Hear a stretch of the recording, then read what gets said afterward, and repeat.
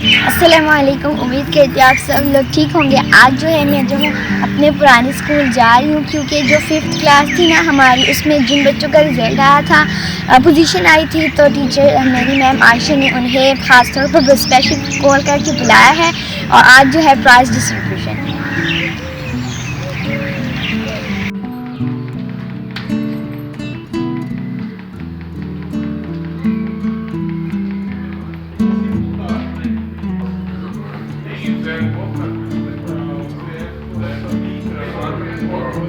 ये जो है ये मेरी पूरी क्लास थी और इस तरह की जो है मैं बैठ कर पढ़ा करती थी और इस क्लास में जो है मैंने बहुत सारे चार्ट्स लगाए थे।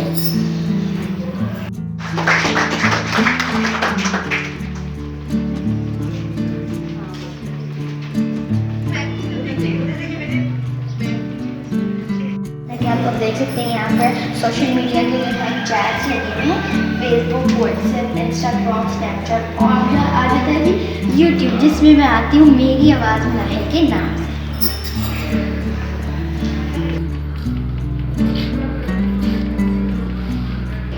हमारी जो लाइफ चली जाती थी ना, जब ब्रेक होना तो जैसे कि हम उसको बताते थे।